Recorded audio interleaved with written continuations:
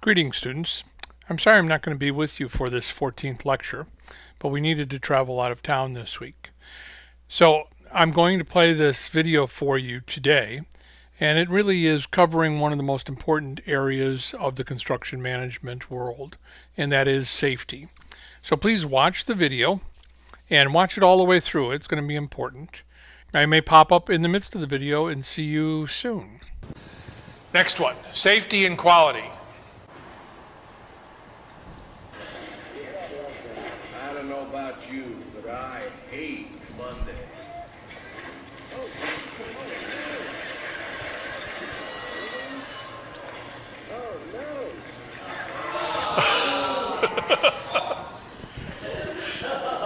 So site logistics, kind of important. You know, don't put the rebar bundle under the... I think with that blue water they have in there, you'd look like a Smurf for probably 3 or 4 days.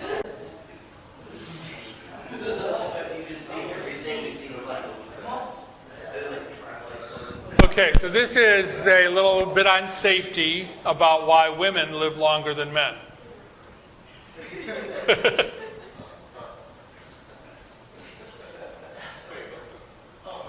Anybody see a problem with this?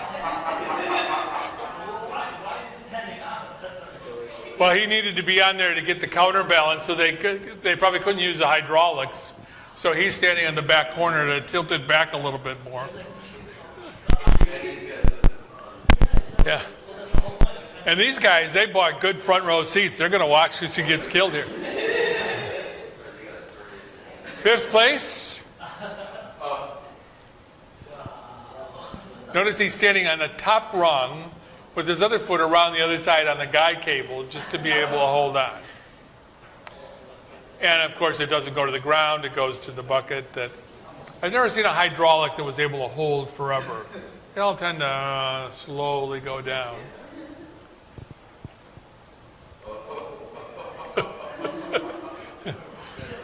Yeah, I remember showing Alicia this one because she was an ordnance Marine, you know. Kind of a bum. But this is my favorite. Absolute favorite of all. Absolute. Hey, what you guys doing?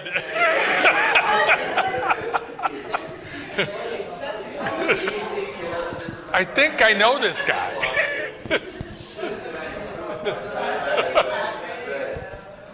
I'm particularly proud of his pink shirt. That was really good.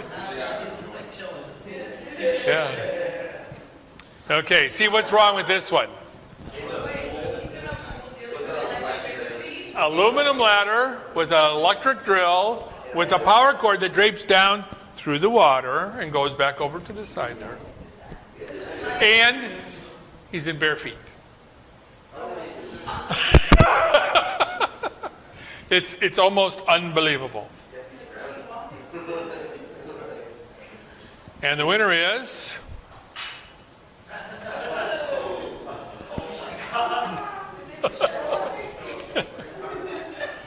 This would be the low bidder on the light bulb changing contract. Yeah. Well, the nice thing about it is you don't have to break it down to drive down the highway. Watch out for the bridges, though. And a close runner-up. Well, look at it carefully. You got a dude sitting underneath the truck that's propped up by a 4x4 that's sitting on the edge.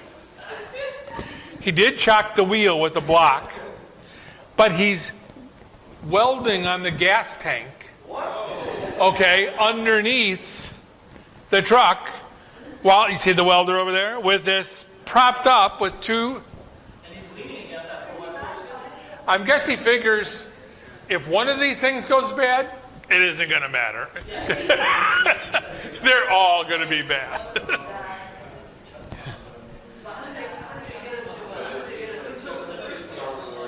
Oh, by lifting it a little bit, putting a block under it, lift it a little bit, put a block under it. Yeah. We had the manual labor concept. We had a crew show up to erect about 20 light pole standards on one of our warehouse projects. And the crane got in an accident on the way up there. So there's 5 guys, 5 electricians there. The lights are all made up. They're laying on the ground, ready to be stood, and there's no crane coming. While the landscapers were there getting ready to get the sod down, they said, hey, give us $200, we'll put them up for you. And literally in an afternoon, they physically stood up 20-foot tall light standards with the poles on them, just by manually building a little Y to be able to prop them up a little more, prop them up a little more, get them to the point, stand them up. And just using manual labor. We always think of the mechanical method to do it, but I don't think I wouldn't recommend any of these concepts that he's working under here. And the way he's bent over, I'm not sure whether it's fallen once or twice. And the last one is so these are all to be safety concepts, why I got fired.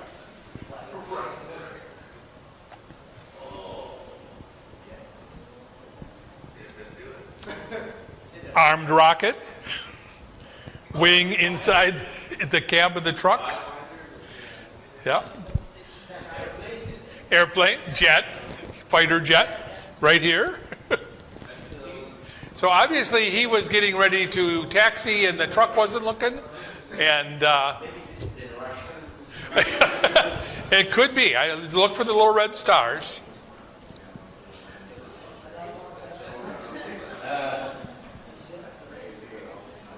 Slightly overloading the crane. Oh, like a seal up there, right? Yeah. That's Russian. Yeah, there's no cats there, huh?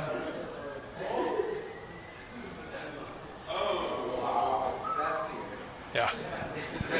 I'm going to park my truck over here. You pull up next to it.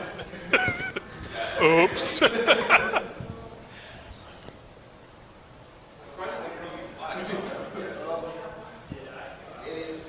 Pretty significant pressure. He might want to be in there, but he's on, I guess that was the driver's side. So here, a little bit closer. No, stop. Yeah, no, that didn't work.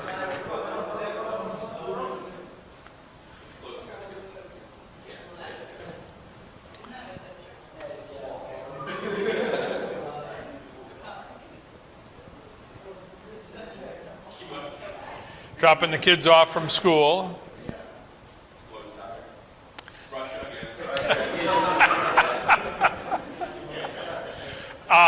It may be in Russia. I have seen this in Northbrook, and I have seen this in Gurnee, where one of the guys loads all the stuff on, doesn't chain it down, doesn't put a back gate up, and takes off to head home, and everything just slides out the back. It's kind of hard to get it back in.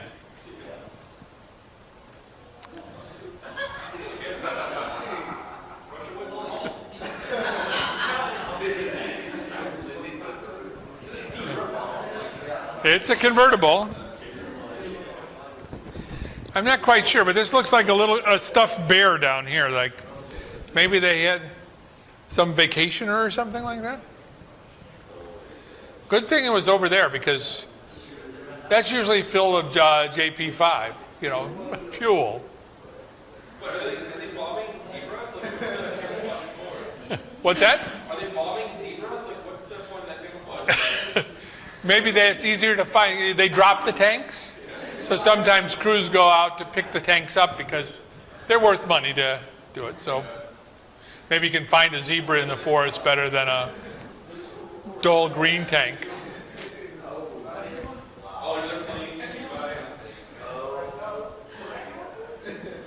Think of the propeller going around on an engine.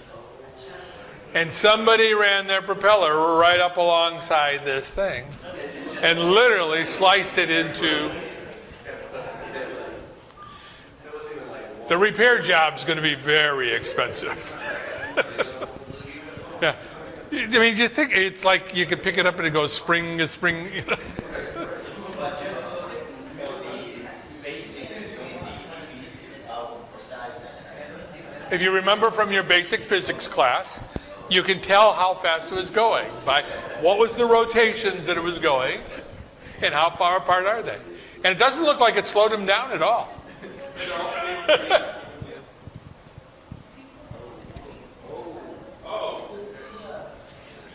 Luckily, this wasn't in England, where the driver would have been on that side. Yeah.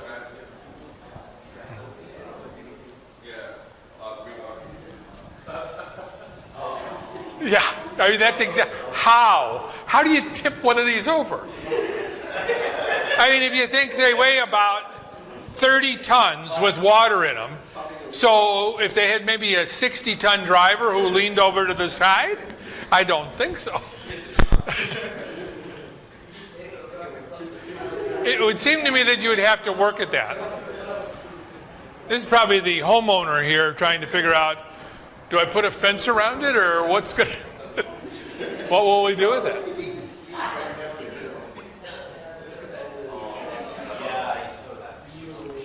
Yeah. Yeah. You know those parts you were waiting for? They're in that one.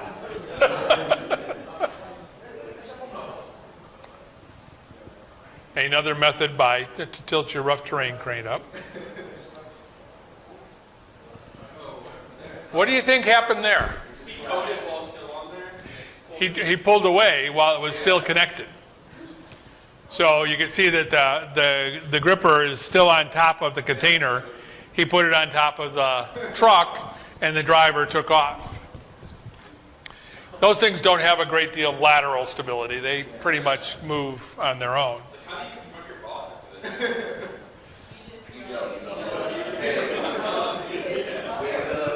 this? But just think of the fix. How big a piece of equipment are you going to need to get to clear this? Because I'm guessing that all of these containers still have some place to go, you know? Another crane problem. The boom's down. Actually, the stuff you're waiting for is in this one down here. It's a pretty small container. Micro. So this is, when we lived down in the islands, these are the size, the small container ships that could come into port, and they could self-unload as long as they did a good job. You know, they could pick stuff up and move it, but Don't a lot of those also, I mean, they've got that back hatch that they just, or the front hatch, they just go right up on the land. yeah. When I was out there last time, I saw it. They had one that was going around like that, and it apparently got like, something happened with camera, basically stopped using it, but then they went out and bought a bunch of these, the front would just go down, so they go right up on the land. They would have like a couple trucks on each side of it and push them off. But that doesn't really help you get being able to pick these containers up and move them, because the odds of them getting them, I mean, think about loading the trunk in your car. You know, if you're going to go to a hotel, you're going to take everything out. But if you're making deliveries, you got to make sure that the last thing you put in is the first thing that comes off. Okay? And so sometimes they'll end up with containers where they got to move 4 or 5 of them to get to the one that they got to get to. That is a significant tide if you've a boss. We won't be there tonight. We might not be there tomorrow either. I forget the numbers, but there's the millions and millions of these containers that we move daily, but there's something like, I'm going to say 100,000 of them floating around in the ocean, many of them only 3 or 4 feet below the surface. You know, they've fallen off of a ship. Okay, well and the story comes from there being lots of containers that are unaccounted for. This has to be the same driver as the steamroller. But I'm guessing that this whole group that's sitting here, well, we're either waiting to be shot Or no longer work with them. Yeah. Nice sinkhole there, yeah. Count the bodies.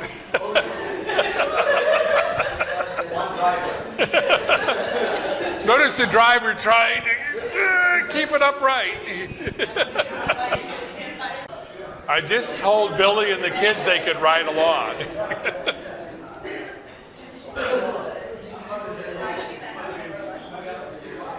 Let's see, what part of clearance 8'2" did he not understand? That's a double-decker bus that's now an open-top double-decker bus.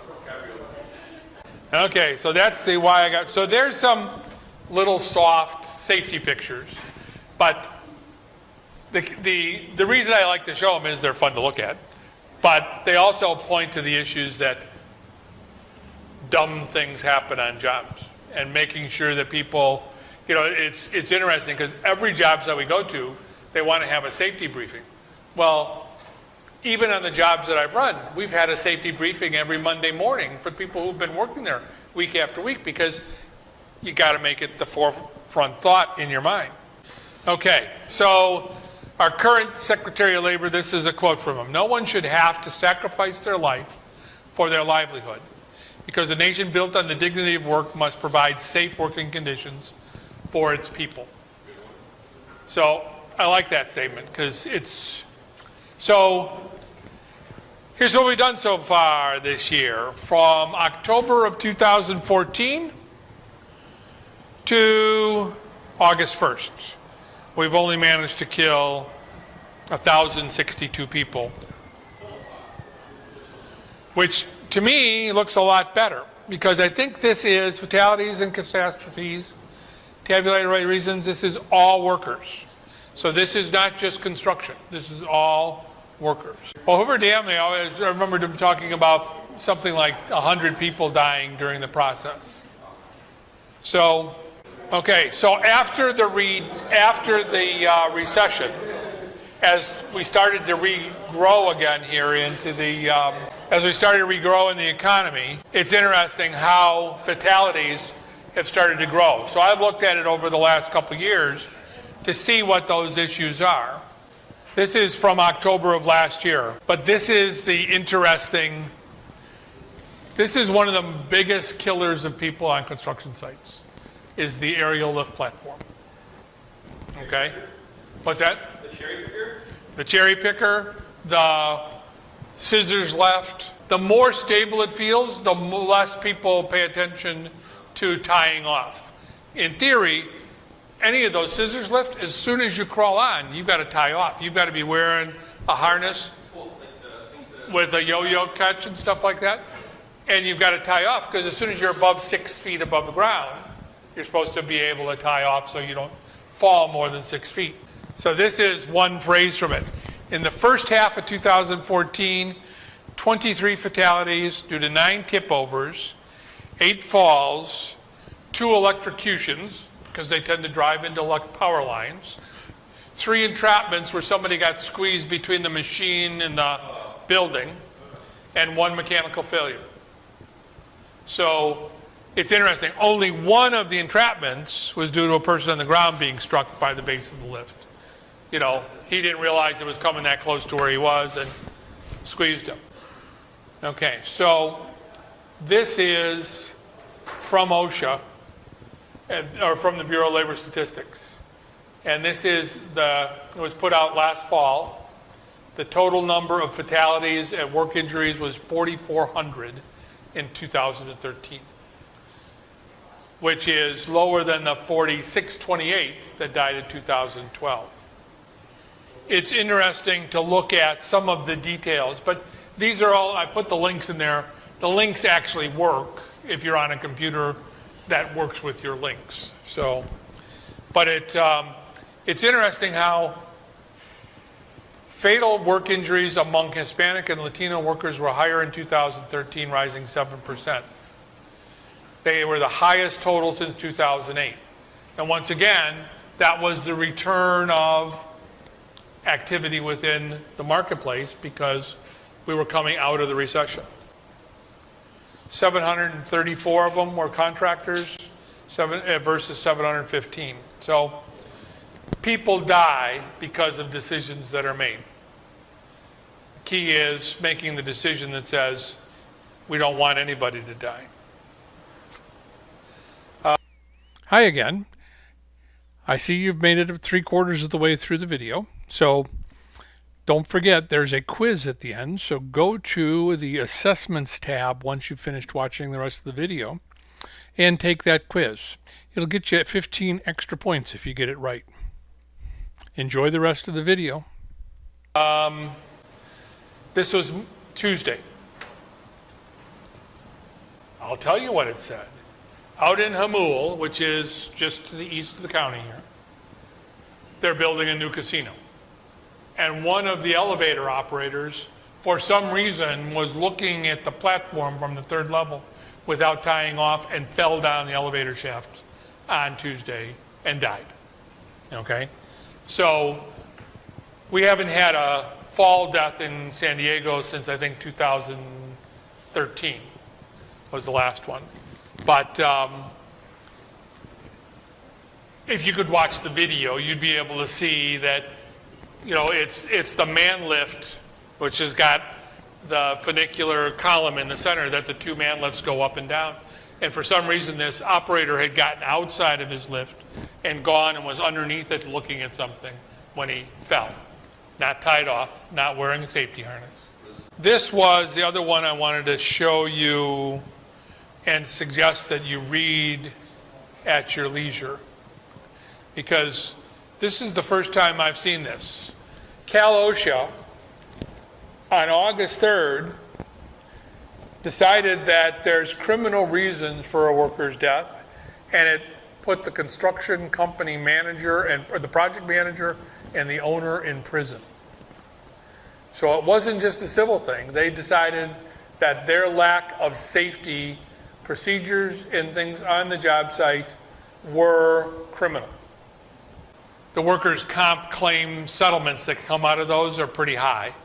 And so, you know, they're actually lower if somebody dies than if somebody doesn't die and is damaged to that. I remember one of my grammar school friends became a mason and fell off of a scaffold and was paralyzed. And it was the first multi-million-dollar workers' comp settlement in Illinois. And everybody thought it was a ton, but when you think about a kid who's 28 years old who's going to live for maybe another 40 years, and somebody's going to have to take care of them every day, there's this whole issue of cost. But this is the thing that what surprised me was this whole issue of we've got somebody who died, but we're going to hold the owner and the manager criminally responsible, and they're going to jail for it, just as if they had pulled a gun on them. So, important case to read about. So, that's an important thing to remember, because as a designer, you can get dragged into those, most often from a civil standpoint. But you're not going to have on-site responsibility as a designer. It's the construction manager, the firm owner, the people who have on-site responsibilities. Okay, so how do we deal with safety from a theoretical standpoint? We're not talking about a job site. We're talking about a philosophy of how we want to do it. One of these, there's an organization, and I'll show you their stuff in a few minutes, but they've actually tried to get to the point where they're saying safety and health on a job site is really part of sustainable building. So how do we take some of the sustainability tools where we break it down into small components and then rate those and then score our safety plan and how we do stuff? So this company here, Sustainable Safety and Health Organization, has actually put together an assessment tool by which you can take your project and say, okay, what steps have we taken to get to the safety level we want to get? And with that, they've come up with a checklist that looks very similar to the LEED checklist. But like in this one, when the team's selected, are we picking a contractor that's got a good safety record? Well, I can get up to 2.3 points if I pick a good one, and I've earned 2.3. In this one, they could earn 2 for the designer selection, but they had no involvement in selecting the designer, so they couldn't get those points.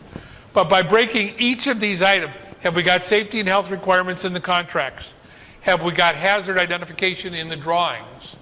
Have we got specification of less hazardous materials to use? How do we use low VOC things in confined space and allow things to be like that? Do we have safety and health professionals that are on the project? Is there a signed commitment from management and owners that safety is a high priority? Then we get into the planning thing. Safety and health during conceptual planning, constructability review, designing for worker safety and health. One of the examples that I like to use in the designing for worker safety and health, at the downtown library, where Christine, who was our guide, one of the things she convinced them to do was to buy 6-foot-long, 5-ton slings that had D-rings bolted into them at each end, and they cast them into the top of each column. So at the top of every column on the outside of the building was these 2 big rings that were hooked to a webbed sling that could hold up to 5,000 pounds. So that at every column, somebody could walk along with their yo-yo and their safety thing, clip it on there, and be not worried about having to tie a rope around the column and hope, help that it. So they were about $200 a pop for these things, and when the job was finished, they burned them off with a torch, so there's the nylon mesh was still inside the column. But throughout the entire project, everybody who had to work on the outside, the concrete finishers, the people who were putting the supports in for the curtain wall installers, everybody had a 100% safe place to tie off. And when you look at the whole project, they might have spent $5,000 on that whole thing, which is probably 1/10 of 1 month's premium for the insurance on it. So the costs were low. They designed it in during the constructability review, and they built it that way. And that was really an amazing example of what good planning for that stuff is. Oh, it's me back again. I just wanted to let you know what the answers to the quiz are. It's TNTM for the first question, 40,075 for the second question, and the third question is true. There's the answers. Enjoy the rest. All of these different steps, and when you look at the slides, because this slide deck will be online this afternoon, I like this one because it causes you to go and really check. It's a checklist. It says, did we do this? If we didn't do it, why aren't we doing it? The toolbox meetings over there, those are during the construction project. We have every one of our trade superintendents is responsible to once a week have a toolbox safety meeting. That's what they start with. And at that point, because it's trying to make sure that everybody's got their personal safety gear, everybody's got, knows what tasks they're going to be doing that week, and everybody has looked at the safety plan to know how are they intended to do. Well, that's it for the safety lecture. Thank you for sticking with me all the way through. Now please go in Blackboard to your Assessments tab, click on the Lecture 14 quiz, and answer the 3 questions. Remember, if you do this, you get 15 extra credit